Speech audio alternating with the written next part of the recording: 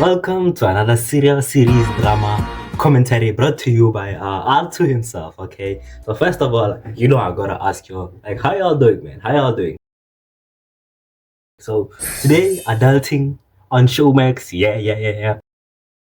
Now I know most of y'all are probably thinking, who is this person talking about a South African show I've never heard of? Yeah, this show is the Sex in the City version of South African television.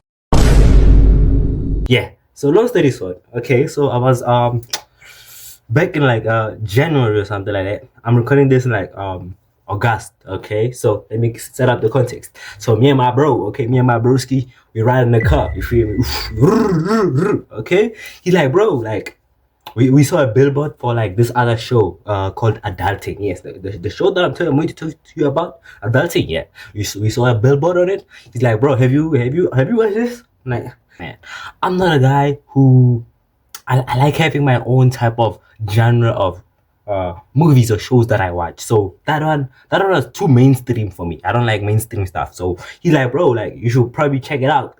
It's fire. It's fire. I'm like, at first I'm like, nah. Because I do not like when people recommend stuff for me to watch, like shows and movies. Yeah, because most of them they turn out bad. And it's not because like the movie or the series is necessarily bad. It's just that the person who tells me the movie or the show, he generally people just exaggerate stuff to the max. Then when you watch the movie, it's like it's not what I expected. So yeah, this show is different. So for me to tell you this, yeah, and it's mainstream, yeah, it's different for sure. Okay, so I just wrapped up season 3. Oh man, season 3. I was not prepared for what this show was about to put me through. Yo, adulting follows like 4 friends. Bonga, Eric, who goes by Tsiki Tsiki, and I'm going to be calling him Tsiki Tsiki because Tsiki Tsiki just sounds much better rather than Eric. Eric sounds like a white boy name. There's Mpho, then there's Vuyani. So they navigate being adults in South Africa. Okay, so yeah, this show is necessarily unrealistic in many ways. It's not what adults go through on a daily day basis. Like what adults go through is boring on a day to day, unless you're a celebrity or something like that. Yeah, but normal adulting doesn't go this way. Sometimes it feels like I'm watching a con movie. Okay, it feels like I'm watching a con show. Like the things that they do are unrealistic. It feels too good to be true. Like literally every guy, like they go to the club, they end up just begging a girl. This is not what happens in real life, buddy. It's tough out here. And the people aren't even famous or that rich, you get me? So but yeah, they just end up getting a girl. I'm like, wow. And if you are under the age of 18, I would not recommend this to you. So let me start with Eric, who also goes by Tsiki Tsiki, okay? Because he has the least amount of drama in terms of women drama compared to the other 3. He's the person I have the hardest time trying to necessarily understand and keep him accountable. Because all the others, they pretty much put themselves in these circumstances. Okay, so it's pretty much easier for me to criticize them. But Tsiki Tsiki is a product of his own environment, which is very hard for me, yeah, to necessarily give him a criticize him on, because he grew up in the Kasi, and for you American people, the Kasi means the ghetto, trenches. He is a trench baby. Yeah, so he goes in and out of jail like for theft, for car theft. That's what he specializes in. This season was a season I thought genuinely he would leave the life of crime behind him. Okay, but yeah, man, crime money is much fast, but it comes with slow problems. And what I mean by slow problems is that they necessarily creep up, and when it does catch you, you have to wish you went for the slow money, like getting a regular job. So he does have a child, Lisa. The child's mother necessarily got killed during a hijacking when they were trying to hijack her, which is ironic. Now let's talk about Mapesik. Man, I have to ask, like, where do you get this type of woman? Like, where do you get this type of woman? Honestly, she takes care of her man for real. Mapesika is a therapist, and she fell in love with Tsiki Tsiki, which, yeah, Tsiki Tsiki was her patient. So I don't know how that works, but I guess give it a try. Mapesika does try to give Tsiki Tsiki advice, but it always falls on deaf ears, because they come from two different backgrounds. Mapeseka grew up fairly well, middle class, and Tiki grew up in the hood. There's a lot of disconnection there. So yeah, although she has a better living standard than Tiki, she never necessarily looks down on Tiki's lifestyle. She only tries to give him unconditional support, and she loves him despite his past. Mapeseka pecks Eric healthy lunches, helps him with his daughter, and tries to help him go legit. But going legit is much harder when you've tasted fast money. So she's trying to fix him. She's trying to support the person he's trying to become and making it easier for Tiki to transition from life of crime to legitimacy. Minky brought the most amount of drama into this man's life. Yo, so this woman is the embodiment of like a wretched hood woman, a hood lady. So Tiki can't let go of her. He did break up with her in season 2, but he just keeps going back. She literally goes around beating people up and treating people like animals. But I guess like he's just used to that type of woman. Let's talk about Bonga, because my man Bonga, he gives us a masterclass in how to want something so badly it nearly destroys a marriage. Bonga is rich because he gets construction projects, and the government assigns those projects to him. He received the budget for it, which is a lot. But Bonga is married to Nka Nyezi, okay? And the storyline here this season was all about he wants a baby. He wants a new heir to his legacy. And every conversation, every argument somehow circles back to this point of not having a baby, okay? In episode 1, we see Bonga buying Nkanyazi car, planning for their future family, and he also the wife's name tattooed on his arm. So this part of the he gets it's called like NB, so it means Nkanyazi and Bonga. Yeah, I don't know why he done that. That's dumb, because the wife should have been the one to tat that on her body, not the other way around. Like, yeah, but this is what we call love is blind, okay? So Nkanyazi just tell him that she can't have a baby right now. Let's wait for 5 years, because she has to focus on her career and get a promotion. She's a strong and independent woman. Yeah, Bonga's response is to offer her money to be a stay-at-home wife, okay, which is like about like 400,000 a month. 400,000 a month.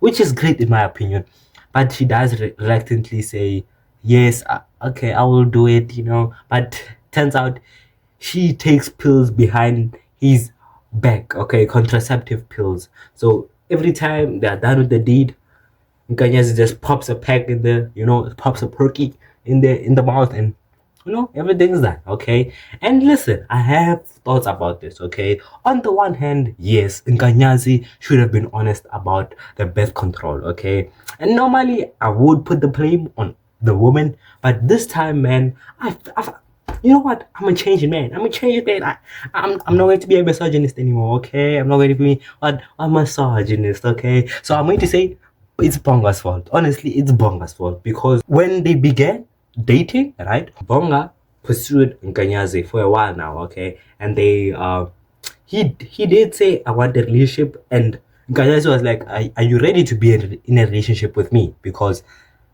being in a relationship with me means that you're going to have to support me, my career, because I'm focusing more on my career and not necessarily family. Bonga obviously says, yeah, I will support your career no matter what. Just pursue your career. And yeah, he is delusional. So make the bed that you what do they say? Okay, you lay in the bed that you made, something like that. Okay, so yeah, he has to lay in that bed. Okay, so Bonga did reject a promotion in season 2 to work in another country where he would be earning more. But because Nkanyazi was like, I can't do marriage and have it long distance, he did reject the project, which is dumb. But that doesn't mean Nkanyazi should reject hers. It does not make sense. Okay, so he does fight with Nkanyazi and ask for a divorce. And the reason he asked for a divorce is, it's petty, but I understand where he's coming from. Okay, so he asked for a divorce, but the reason why he asked for a divorce was that he wanted to see what would be Nkanyazi's reaction to the divorce. But instead, he got the opposite of what he wanted. What he wanted was that Nkanyazi would be like, why, baby, why are you doing this? Why are you doing this? Please, don't leave me, okay? But the opposite happens. Nkanyazi said, you know what? You're probably right. Let's get a divorce. Oh, she does come back and try to humble herself. Kudos to her. Kudos to her. Because there's so many times where Bonga goes off the rail, man. Yeah. Now let's start with the most complicated person on the show. Mpho. Okay, Mpho. The reason I say it is complicated is because he's the only guy that goes through almost like 4 relationships, then 5 other like one night stands that doesn't go well. Yeah, and in 3 of those relationships, he gets dumped. And when I tell you this man is barely keeping up this season, it's an understatement. He got a divorce with his wife, ex-wife now, Zitule. They're still emotionally married in the worst type of. Mpho is struggling to make ends meet. Okay, yeah, he is trying to provide for multiple children. Now he has 2 with Zutulele and another one, okay, which I'm going to talk about, okay. And then he's dealing with legal fees from the divorce, and yeah, through it all, yeah, he's trying to be a present father to the kids, which is like kudos to him, because he could have just ran. How this divorce happened was that Mpho was caught cheating not once but twice, by Zitulele. The first time Zitulele did catch him cheating, she was angry, okay, but the elders were able to intervene and say, you know what,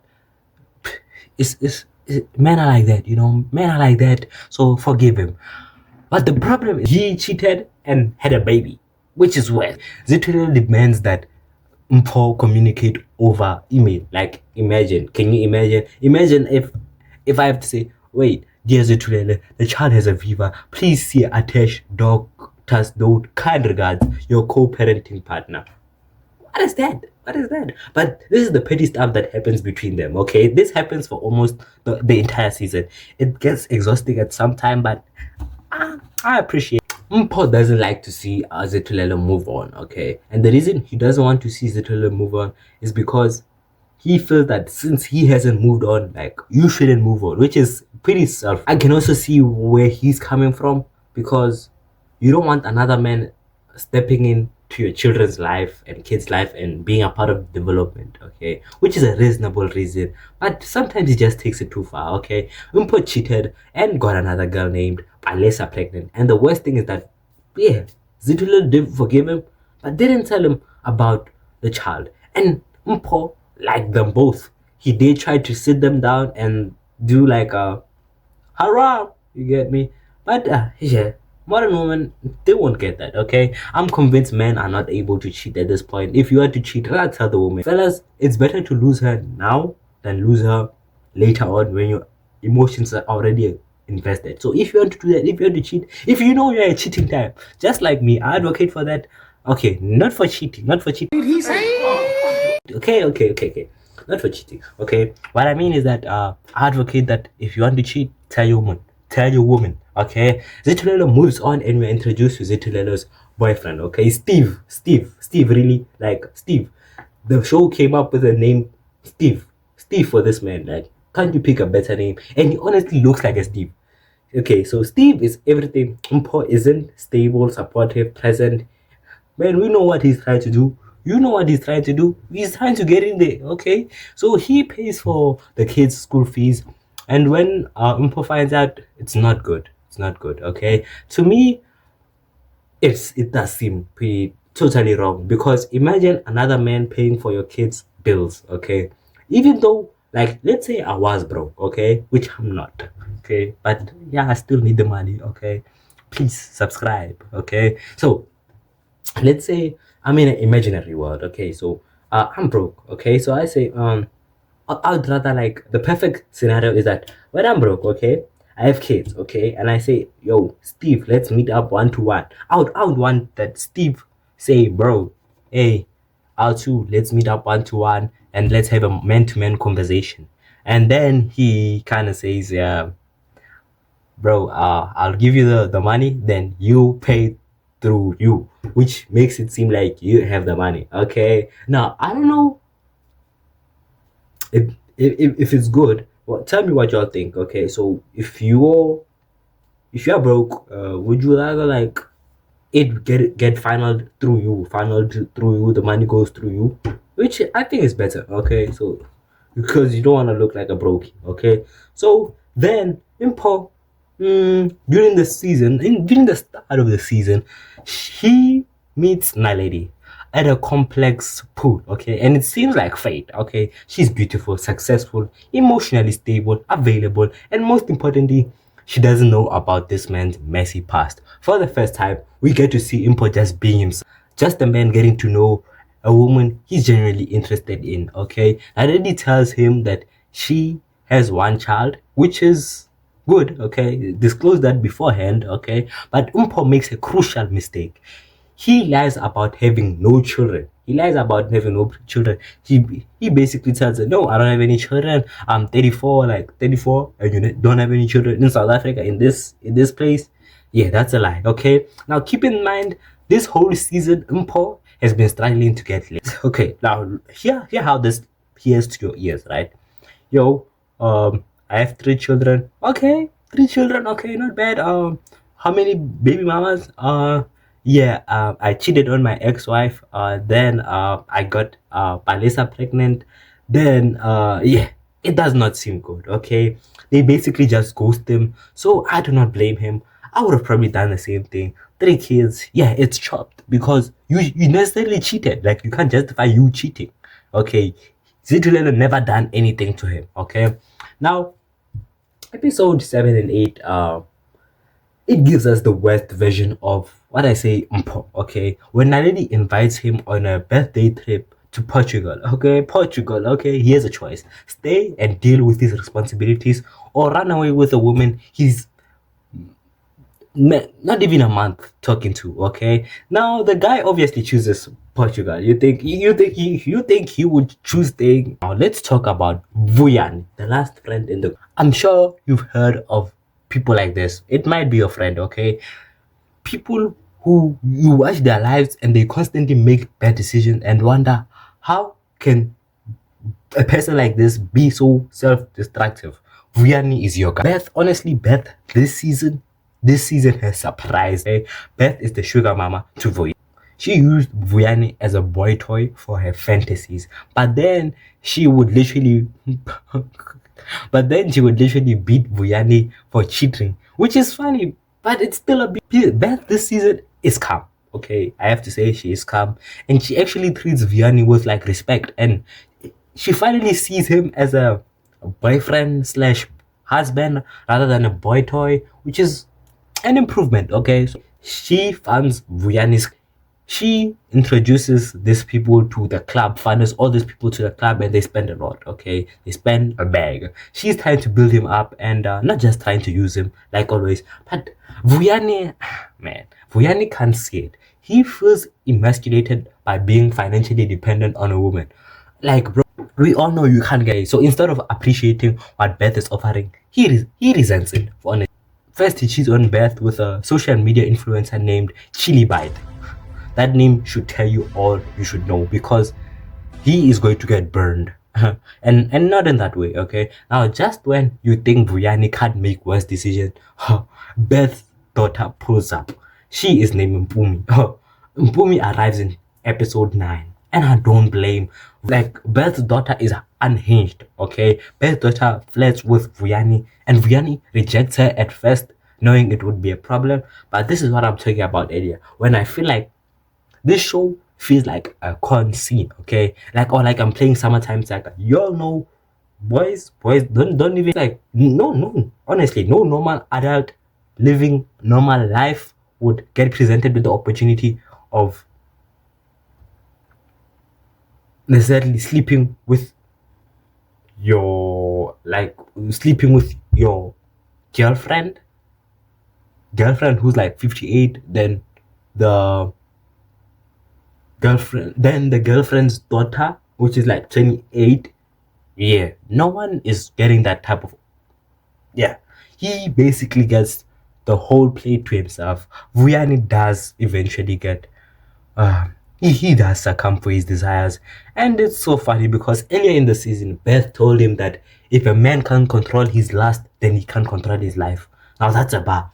Whippy. Yeah, and I guess with age comes end of the season, Beth does find out that okay, this scene took me by surprise because I thought Beth was going to kick out Vuyani, but instead she kicks out Mpumi because she realizes that you're trying to tell me that this man was the one who took advantage of you.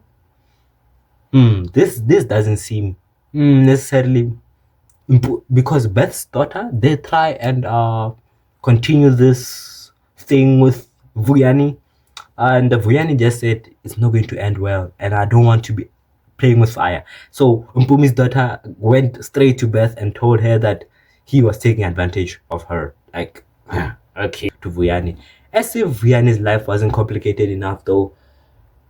This man just falls like left and right into traps. He meets, and apparently because Vuyani hasn't learned about the concept of too much is too much, he immediately starts pursuing her after knowing that what you did to Peth, like, it's not going to end well, my guy. Now Lerato is Bonga's one night stand, okay? Back then, Bonga has been rich for a while, so he has been like he's been in the streets. Just know that if Bonga has your girl, né? She belongs to the streets. What did Future say? Take her back to the streets. Okay, so Vuyani ignores this and he falls in love with her. Like, why?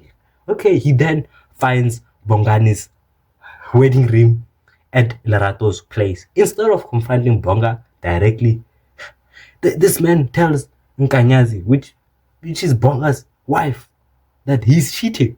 I mean, they are both wrong because you can't be going for each other's girls, but you can't be doing that. Like, that's worse. Like, imagine telling your friend's wife that you cheated. Like, I think he should have directly, confronted Bonga and had a fight and then resolved everything. Yeah, this decision destroys his friendship with Bonga and creates chaos in the.